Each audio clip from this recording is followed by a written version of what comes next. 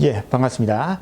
자, 저번 시간까지 법인이 주택을 취득했을 때, 그리고 법인이 주택을 보유할 때 각각 어떤 페널티를 주는가에 대해서 설명을 드렸습니다. 자, 이번 시간에는 법인이 그 보유하던 주택을 이제 처분을 합니다. 처분을 했을 때도 당연히 페널티를 이제 정부가 강화시켰습니다. 거기에 대해서 설명을 드리겠습니다. 자, 법인의 양도세 강화입니다. 즉, 법인이 주택을 처분했을 때 이제 어떤 페널티가 있는가, 요거 설명드리겠습니다. 자, 그 전에 말이죠. 일단 법인세는 어떻게 세금을 내는가, 그 계산 구조를 먼저 조금 살펴볼 필요가 있습니다. 자, 예를 들어 가지고 우리 법인은 인터넷 쇼핑몰을 하는 법인입니다. 그러면은 인터넷 쇼핑몰을 해서 벌어들인 이익이 있을 거 아니겠습니까? 그리고 이제 주택을 우리는 처분했기 때문에 주택을 처분하면은 이익이 생길 수도 있고 손실이 생길 수도 있고, 여기서는 이익이 났다, 이익이 발생했다, 이렇게 한번 생각을 해보겠습니다. 그러면 법인은 말이죠, 쇼핑몰 본업에서 발생한 이익과 그리고 주택 처분에서 발생한 이익을 구분하지 않고 합쳐서 법인세를 계산합니다. 그런데 이 개인 사업자는, 개인은 어떻습니까? 개인은 쇼핑몰 이익은 사업소득이죠. 그죠? 그래서 사업소득은 종합소득이기 때문에 요거는 별도로 계산을 하고, 주택 처분 이익은 양도소득세죠. 따라서 이것도 별도로 계산하고, 그래서 두 개를 분리해서 세금을 계산했지만은 법인은 무조건 모든 이익을 다 합칩니다. 합쳐가지고 요 금액이 얼마인가에 따라서 금액이 작으면 10%, 20%, 22%, 25% 이렇게 4개의 구간을 설정해가지고 법인세를 납부를 합니다.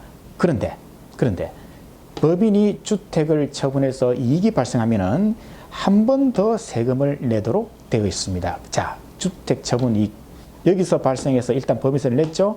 요걸 한 번 더 가져옵니다. 주택 처분 이익을 한 번 더 가져와 가지고 10%의 세율을 적용을 해서 법인세를 납부를 합니다. 왜 이런 하나의 더 페널티, 일종의 페널티 아니겠습니까? 불이익 아니겠습니까? 왜 주는가 하면요, 부동산 투기를 방지하기 위해서 법인이 부동산을 사가지고, 특히 주택 같은 걸 사가지고 이런 주택 시장을 교란한다거나 이런 행위를 막기 위해서 한 번 더 세금을 내도록 했습니다. 그래서 법인은 주택 처분이익이 발생했을 때는 기본적인 법인세를 내고, 거기에다가 주택 처분 이익에 대한 10% 법인세를 한 번 더 내는 구조를 지금까지는 해왔습니다. 그런데 여러분 잘 아시죠? 2020년 6월 17일 주택시장 안정을 위한 관리 방안이 발표가 되면서 2021년 1월 1일 이후에 주택을 양도한 법인이 있다면은 그 법인은 주택 처분 이익에 대해서 10%가 아니라 이제 20% 세율로 법인세를 한 번 더 내라, 이렇게 이제 바뀝니다.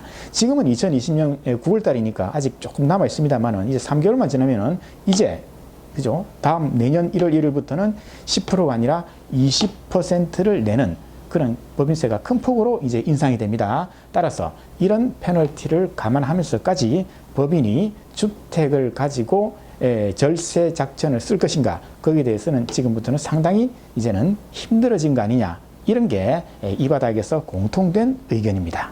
예, 여러분 어떻습니까? 이제 법인이 주택을 처분하면, 즉 2021년 1월 1일 이후에 법인이 주택을 양도를 하면은 이제 그 양도 차익, 즉 시세 차익에 대해서 10%가 아니라 20%라고 하는 큰 세금을 이제 내야 됩니다.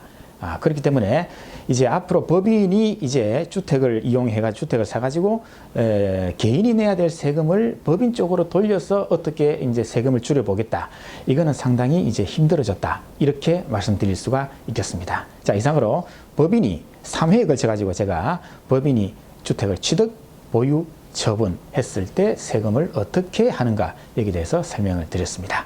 자, 어려운 건 쉽게, 쉬운 건 더 쉽게. Easy to understand. Easy to understand. Easy to understand.